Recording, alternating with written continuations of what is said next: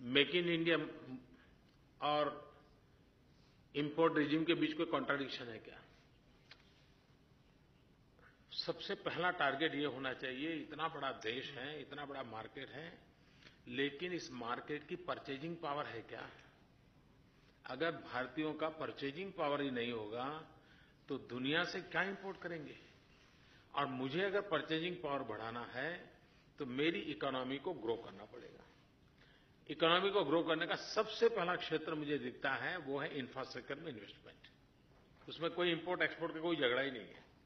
अब देखिए, रेलवे, इतना बड़ा रेलवे का काम है, 100% एफडीआई हमने किया है, उस इंफ्रास्ट्रक्चर में लोग आ सकते हैं। एग्रीकल्चर सेक्टर में मेरा मिशन है पर drop more crop, and when I से पर ड्रॉप मोर क्रॉप, मैं क्लाइमेट इश्यू को भी एड्रेस कर रहा हूं, एट द सेम टाइम मेरे किसान की इकोनॉमी को भी एड्रेस कर रहा हूं, एट द सेम टाइम पानी की समस्या जो है उसको भी एड्रेस कर रहा हूं।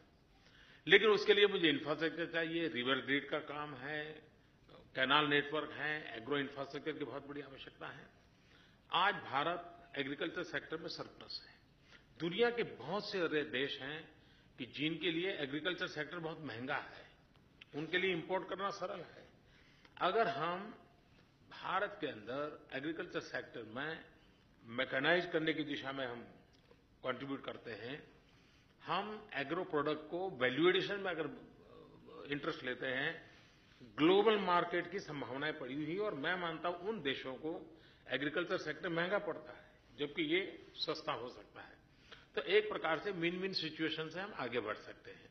तो जिन जिन विषयों को आपने स्पर्श किया है, मैंने पहले ही कहा, मैं कंसिस्टेंसी में विश्वास, और जो गुजरात मॉडल की चर्चा डेव ने की वो यही है कि वो पॉलिसी ड्रिवन स्टेट है, वहां कंसिस्टेंसी है, गुड गवर्नेंस पे बल था, और ये मूलभूत बातों को लेकर के मैं काम कर रहा हूं। तो आपने पिछले 6-8 महीने के मेरे अनुभव में देखा होगा कि इन चीजों में, और मैं मानता हूं कि सामने से जो बात आती है मैं उसको सबसे पहले सुनता हूं, मेरे डिपार्टमेंट से आती हो उसको मैं बाद में सुनता हूं, मेरे स्वभाव में है, ताकि मैं चीजों को अच्छे ढंग से समझ लेता हूं, और उसका परिणाम ये आता है कि मैं बहुत जल्दी निर्णय कर पाता हूं।